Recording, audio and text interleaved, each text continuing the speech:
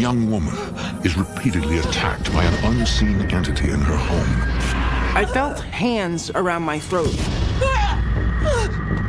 Paranormal investigators try to identify the presence, but it's a desperate race against time. Cross Satan under your feet. Stephanie? Culminating in a final battle between the forces of good and evil. My wife was dying. In America, there is real evil.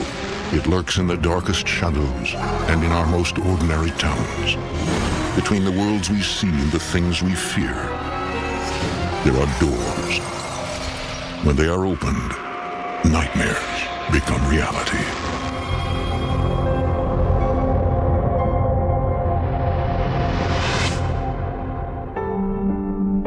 Over 150 years ago, the soil of Manassas was awash in blood as the American Civil War raged. Two major battles at Bull Run saw more than 20,000 wounded or killed. There are those who believe the land around here has been permanently scarred, infused with the tortured souls of men, women, and children who died before their time.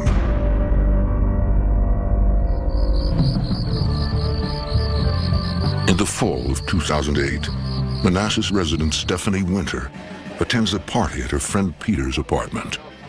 She discovers he has a fascination with the dark arts. I noticed on his shelf he had books that I'd never heard of. The Necronomicon includes magic spells and advice on how to summon demons and spirits. Actually, it's a real useful book. Yeah, if you're dead, you should spend some time amongst the living, Peter. I was just hoping to spend a little bit more time with you. I think he got the wrong impression. In his mind, I had feelings for him, which was not the case. What's the problem? You know what the problem is, man. I'm married, okay? Get it. I'm just paying you a compliment. Lay it off. The more I tried to tell him no, the more persistent he got.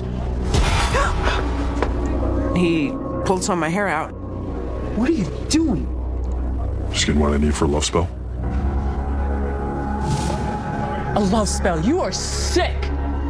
At that point, I was done. I didn't want any part of anybody who was into that sort of thing.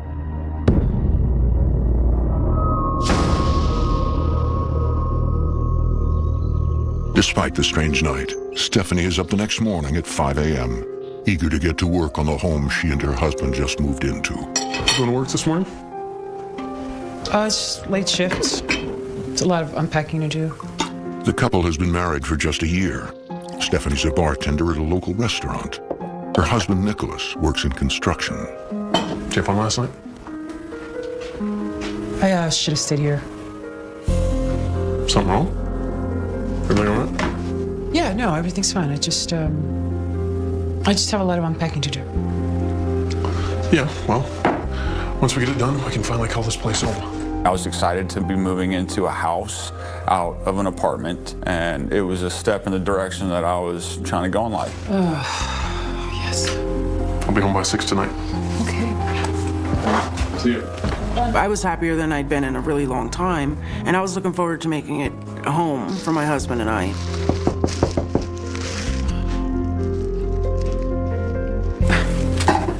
You forgot something, babe? You forgot something? What are you doing here? Peace offering.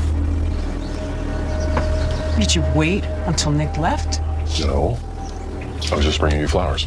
He was coming by my house 5:30 in the morning on his way to work, and it just really made me uncomfortable. Well, I didn't realize you were going to get all dressed up for me. You need to leave, all right? Get out. Okay. What? You don't want to say no to me. Get out! Get out!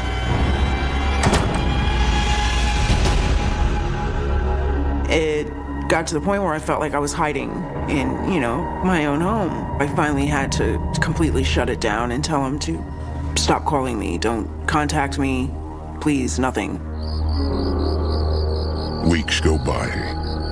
Stephanie's unwanted admirer stays away.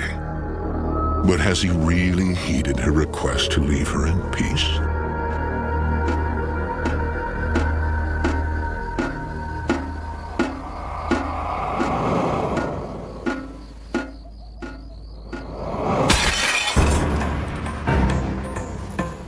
What was that? I don't know. Is there somebody in the house? I'm gonna get my bat. No, wait. What if they have guns? Shh.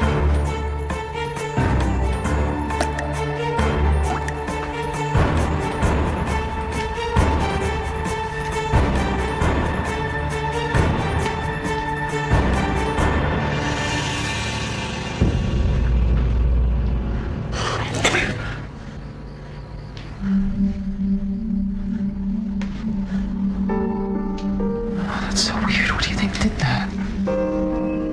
That's so weird. Let me go check the rest of the house. Be careful. Stay here. Be careful.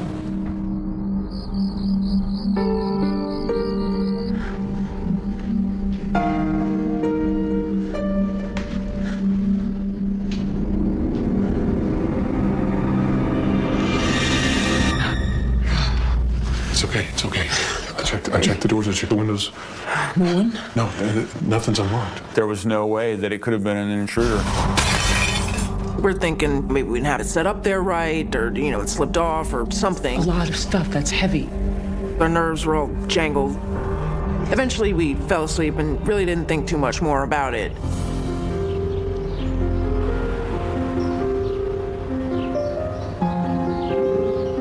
Weeks later, Nick is working at home. As a hobby, he creates free tattoos for friends and enjoys the challenge of coming up with new designs.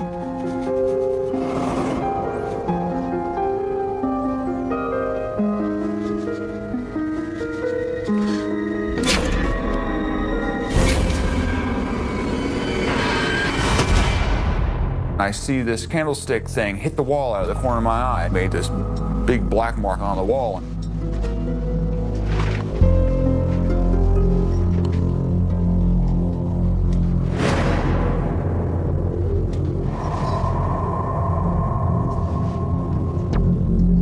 I started talking to my wife about it, and we were like, the only thing that could be doing something like that would be like a ghost.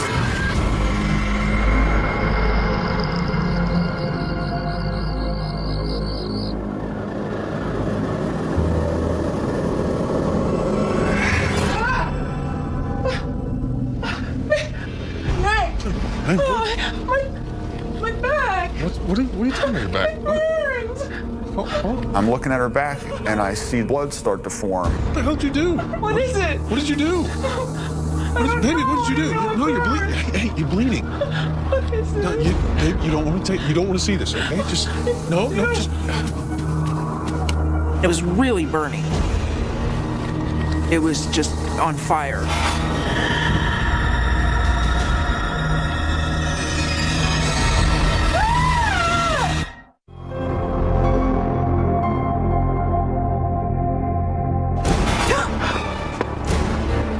Seen what I need for a love spell? There have been disturbing events in Nicholas and Stephanie Winter's home ever since she told a love-struck friend with a fascination for the dark arts to leave her alone. It is now February 2009, a year since the trouble started. Hey, My back! what are you talking about? Your back? What? She was scared, and I was too, because there was no explanation for this. There were no tears in my clothing. I have a shirt on, I'm underneath blankets. How did that happen?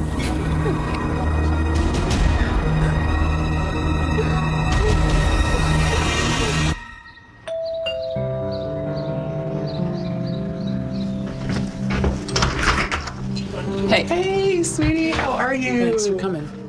A few days later, Stephanie receives a visit from a close friend, accompanied by someone who may be able to offer some answers. No, I haven't been anywhere, Yeah. So, but thanks for bringing her by. Sure. Yeah. This is the lady I was telling you about. There was a lady that I knew through church, and she had a friend who's sensitive. She could feel, see certain things. So, did you like the 10-cent tour? I'll show you around. She walked around and walked around the house and walked around outside.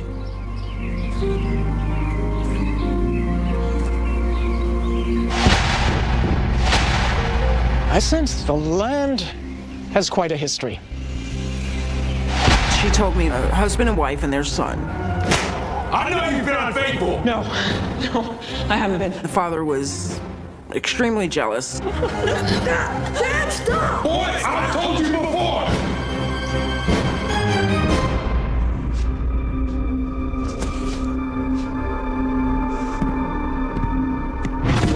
He ended up killing the mother and the son. It was the father that was haunting the property. I don't know if I reminded him of his wife or you know, what. A few nights later, Stephanie's scratches don't appear to be healing.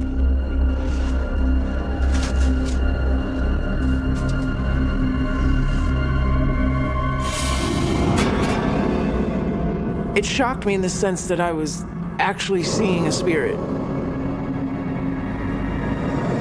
I'd only seen him for a couple of seconds, but I saw him, I mean, clear.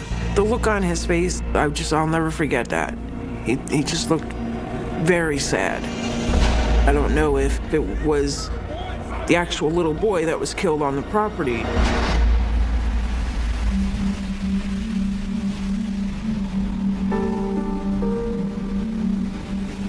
I know that there are lost souls. I fully believe that.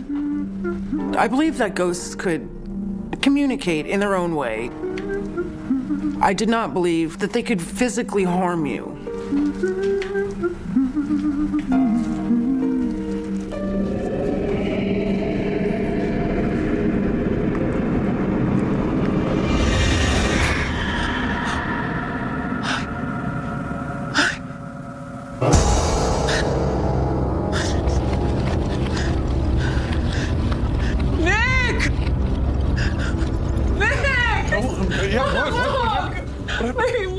Oh, man, what? It burns, baby, it burns! What do you want me to do? I want you to make it stop! Okay, how do you want me to make it stop? Okay, I don't know what to do right now. To see your skin open up when there's no explanation for it, the pain that goes along with it, it's like a liquid fire poured in there. I had to convince myself it was real over and over and over again, even though I saw it with my own eyes. Stephanie and Nick are too afraid of how people will react to share their experiences. We had nothing to compare it to and nobody to talk about it with, because who is there to talk to about something like that without sounding like you're crazy? All they can do is try to resume a normal life. Hey, Hey. how you doing? Okay. Yeah. Does it hurt? Yeah. I told you it would. He's good though. He's really good. I hope that's not the result of Nick's last attempt at a free tattoo. No, it's I fell.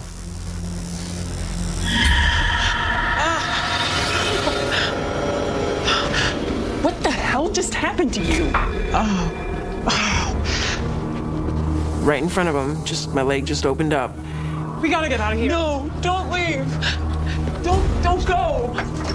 She was being tortured in a way that I've never thought was possible. I felt totally powerless. And I begged, Why are you doing this to her?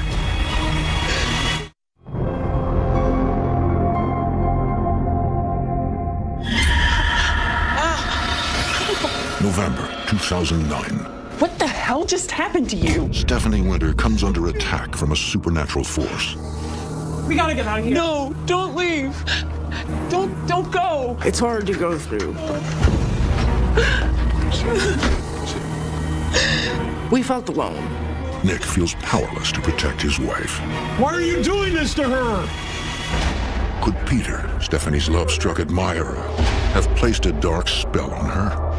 Or are the attacks in some way related to the violence and twisted souls of men who died too young in the Civil War battles that rage nearby? The medium has offered a third possibility. that the spirit of a father who killed his wife and child here could be looking for his next victim.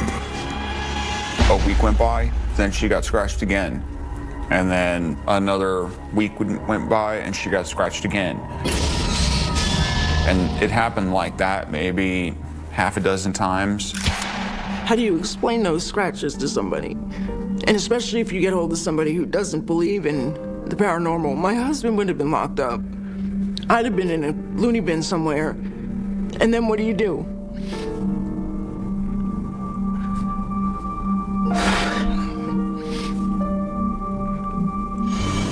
Finally, the couple reluctantly decides to seek help from a paranormal investigator. Retired detective Rick Etrestein specializes in violent hauntings. The nature of Stephanie's scratches catches his attention. He's seen this before in his research photos. What was most interesting to me was that each wound appeared to be in a set of 3 scratches, 3 linear scratches side by side.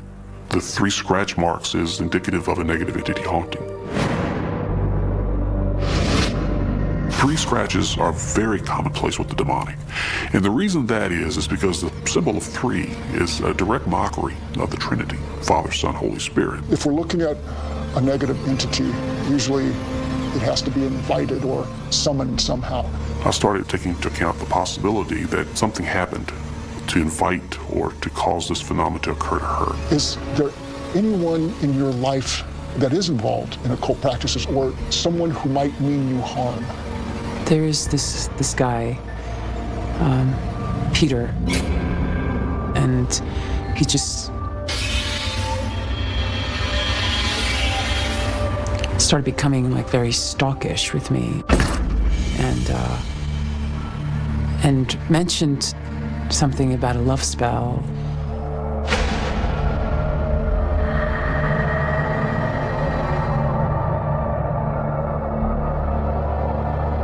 It's possible that he could have put a curse on her. I wasn't expecting to hear that. Stephanie is now convinced Peter may have unleashed some dark force to torment her. Everything kind of fell into place. Everything made a little bit more sense. Okay, this is what's going on. This is why it's doing it. This is why it has so much power.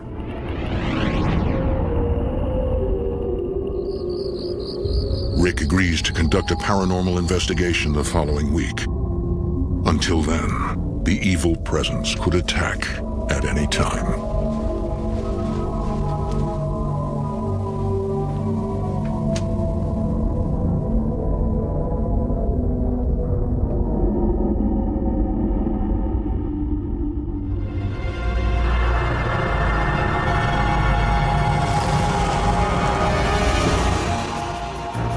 Get out of my house.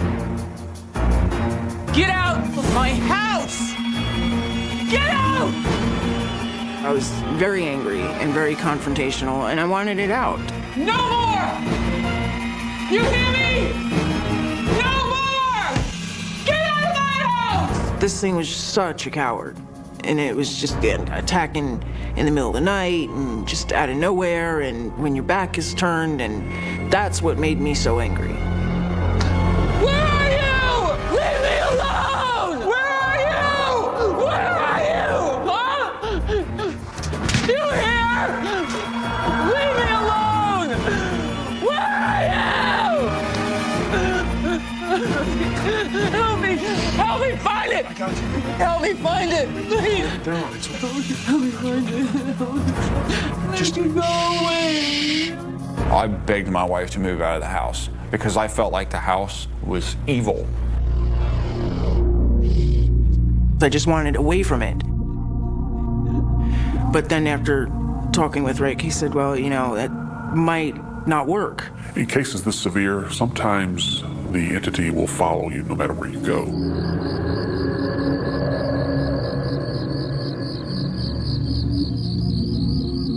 Rick and a colleague set up electronic surveillance equipment to monitor every room in the house, hoping to capture video evidence of something supernatural.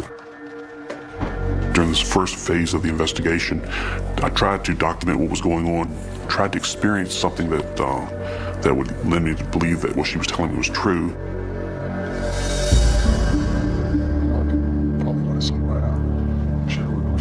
Unfortunately, I was unable to document or see or experience anything, but I was still of the opinion that something was happening. I just felt in my heart that something was going on. It would stay hidden when Rick was out, but as soon as he left, I would get scratched. I became afraid to leave my wife alone because at that point, it became an every other day thing almost, or at least a couple of times a week. You doing okay, baby? You want something to eat? I'm not hungry. It was playing mind games with her because I could definitely tell that her spirit was being crushed. I think that it was trying to influence her into giving up. You haven't been out of the house in days. I don't want anyone to see me like this. Can you understand that? I didn't want to go out in public because I was covered in bandages all the time. I was so depressed. I didn't want to be around anybody. I didn't want to see anybody whose life was normal because my life was so far out of whack that I was jealous. I'm gonna make a sandwich. Would you like one? Fine. I'll make you one anyway.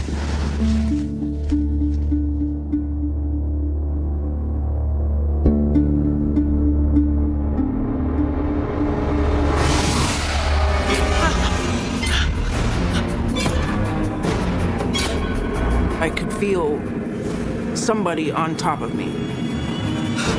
I felt hands around my throat.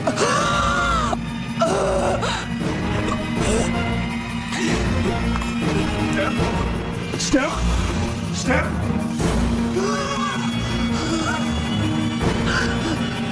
I thought my wife was dying. Let her go! If you want to hurt somebody, you hurt me, would you let her go?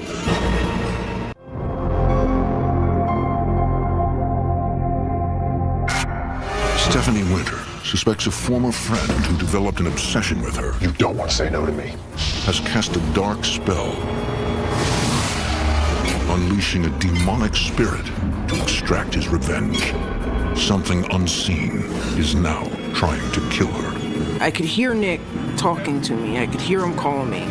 Steph! And I remember the only thing I could move was my left pinky. Let her go! If you want to hurt somebody, you hurt me, would you let her go? I was so mad about it, I was threatening it. Come and get me. Come get me. Why are you gonna pick on her?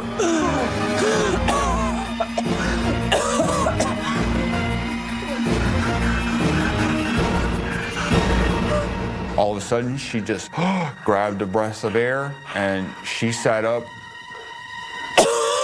We must have sat there like that for quite a while. It was very easily capable of killing me. They tell paranormal investigator Rick Atcherstein about the violent attack. Being that it was spiritual nature, logic would dictate that the solution is probably spiritual in nature. So I contacted a demonologist and asked their opinion as to what we could do to stem this activity, to quell these attacks. The demonologist gives Rick instructions for a sealing ritual. He suggested I get some blessed candles, 100% beeswax candles. And the incense is already lit. And some pontifical incense and some holy water. Have the candles and the pontifical incense blessed by a priest. And then burn those, the candles and the incense. Incense has been used in religious rituals since the time of the pharaohs. To Roman Catholics, it symbolizes the prayers of the faithful rising to heaven. Through the world. And then you'll also recite the prayer I gave you. This will seal the house with positive energy and keep you safe. That gave me a little bit of hope because there was positive forces that were now involved that we had hope of running this thing out. Listen to the words you're saying. Listen to the meaning behind them. And in every room, you need to do the same thing. Let's move through there, and you can recite that prayer as we walk. All right, let's move on. St. Michael, The Archangel. Defend us in battle. We would do that every single night, and it really did seem to work. Against the wickedness and snares of the devil. After a couple of months of it just being quiet, I'd gotten used to it, and I was relieved. You know, trying to put your life back together a little bit and kind of reflect like, wow, did you really go through that? Stephanie gets used to her new nightly routine, convinced she is now safe again. It's March 2011, a year since Stephanie started performing the sealing ritual. And snares of the devil, O Prince of the heavenly host, in the name of God, cast Satan and his evil spirits into hell, who roam the earth seeking the destruction of souls.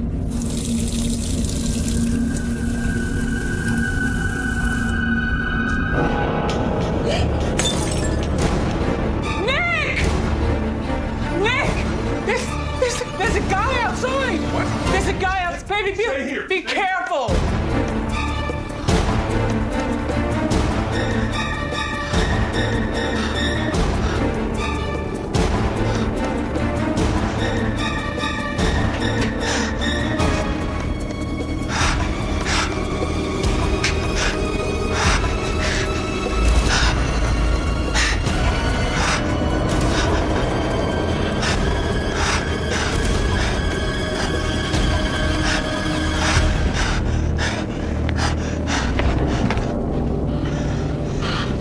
There's nobody out there. What do you think it was, babe? I don't know. But I don't think he's stupid enough to come back here. We were standing at the front window kind of watching to see if we could see anything, anybody kind of hanging around.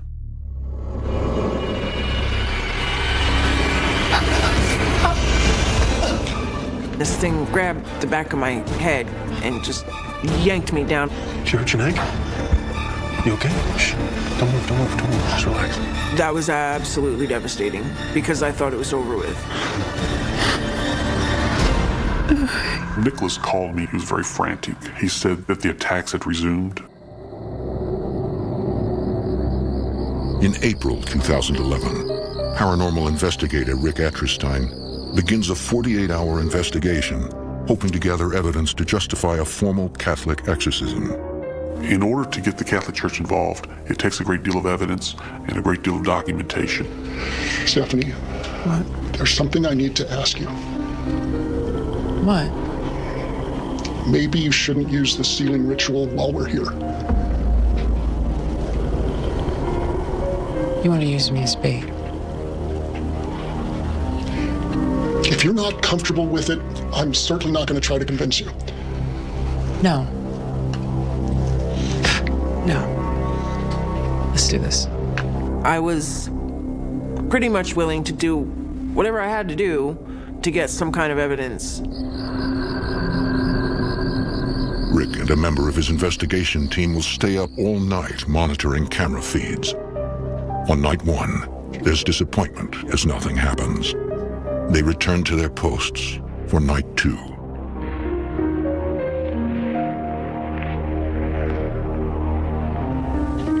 She's having a tough time again, sleeping. Yeah, she is.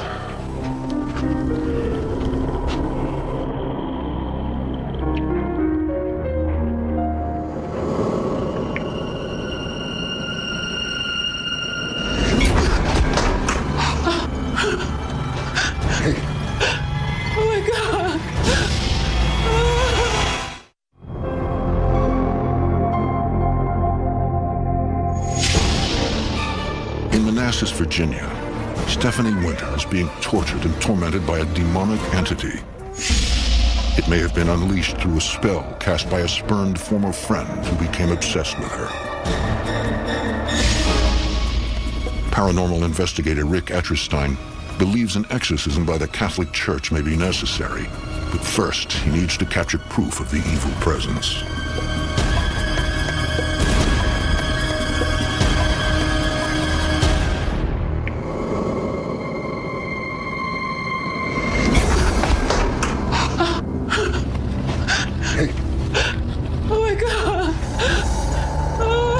Yeah, I've got it.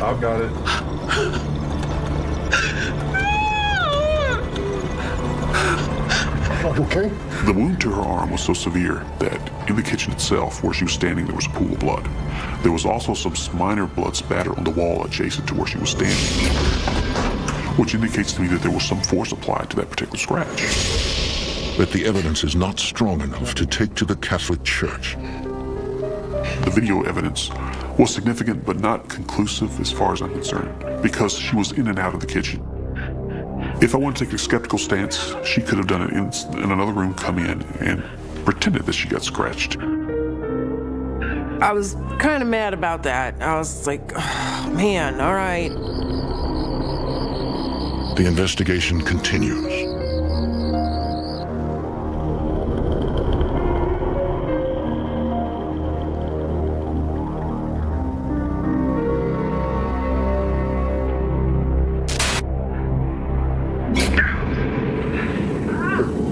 See that? I see it. I've got it. She needs me. Go. Record it.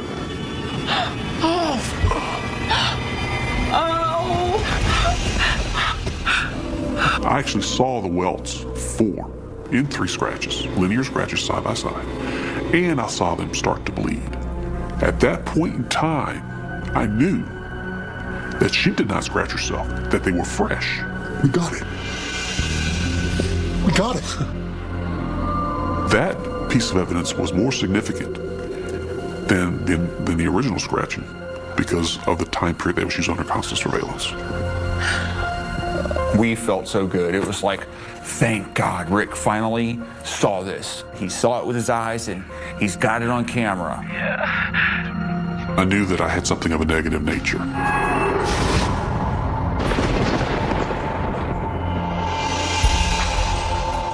Rick contacts David Considine, a lay religious demonologist in Connecticut, whose work is officially sanctioned by the Catholic Church. Anytime that we're having outward manifestations where we're getting scratching and or someone's being punched or something of that nature, it's always reason for concern. We do have exorcists that work with us. What we had planned was for a mass to be initiated in her name. He suspected that she might be under demonic oppression. Demonic oppression is when a person starts to come under control of the entity. It's just a step away from becoming fully possessed. If that were in fact the case, she should show some type of adverse effect from this, even at that distance. This was not revealed to Stephanie, nor was it revealed to Nicholas. The day of the Mass arrives. As a priest in Chicago prepares, 700 miles away in Manassas, Virginia, Rick arrives at Stephanie's.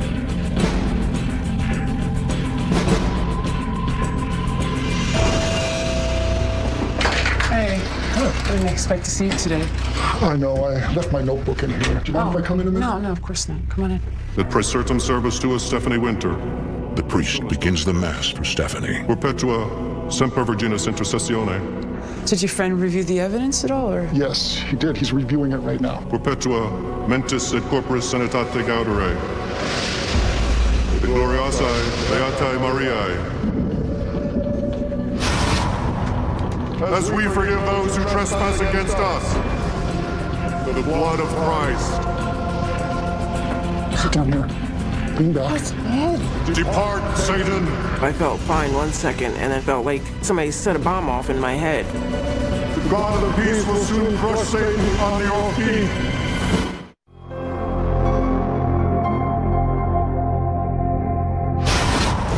For more than 2 years, Stephanie Winter has been tormented by a negative entity at her home in Manassas, Virginia.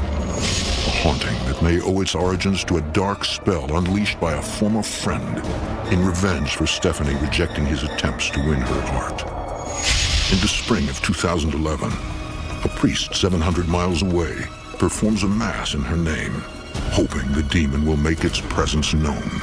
I did not reveal this information to Stephanie. She did not know anything about it. Et gloriosae Beatae Mariae. Liberare Justitia. Quae sumus Domini Deus. Liberare Justitia. Oh my God, I'm so dizzy. Per Christum Dominum Nostrum. Amen. She had a severe migraine headache. Oh, my head, I don't feel good. That was a diagnostic indicator that this was probably legitimate demonic oppression. Stephanie is in imminent danger of becoming fully possessed by this evil spirit. Rick contacts religious demonologist David Considine, who arranged the diagnostic Mass with the priest in Chicago. No, she's sick. She needs our help. We felt that it was something that could be handled by the modern form of exorcism. There's not enough time for the church to sanction a full exorcism. Instead, paranormal investigator Rick Atterstein will try to drive out the demon. Rick was instructed to purge himself, to clean himself, as it were, on a spiritual level. Has the power. It is intense, and I fear for Stephanie. I absolve you in the name of the Father, the Son, and the Holy Spirit. So that way he could be stronger for Stephanie and for himself, and to lessen the possibility that he could come under possession. I knew the clash was imminent. I knew the clash was coming. Something was going to happen. Rick is finally ready to take on a demon.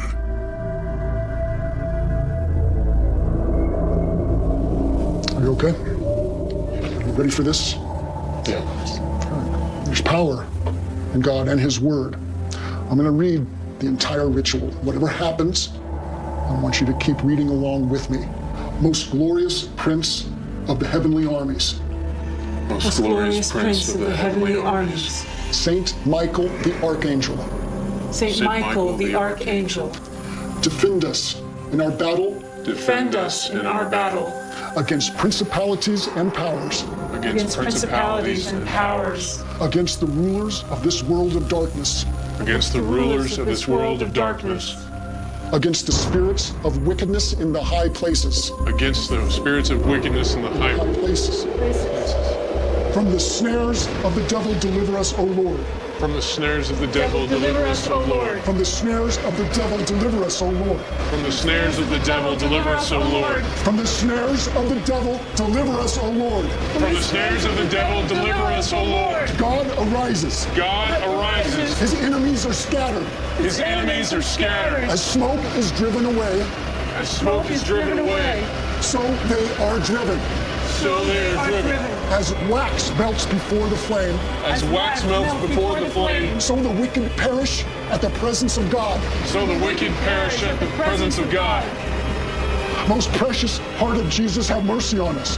Place your hands there. Most precious heart of Jesus, have mercy on us. Most precious heart of Jesus, have mercy on us. Most precious heart of Jesus, have mercy on us.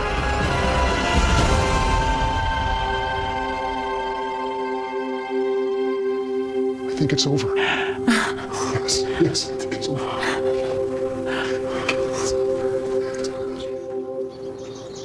For now, it appears that the house belongs only to the living. It's been about 2 years since anything's happened, thankfully.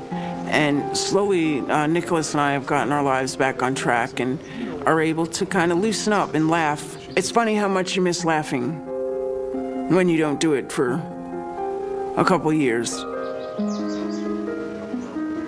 I've been able to see things that give me confirmation that there is demons or a devil and that there's a God.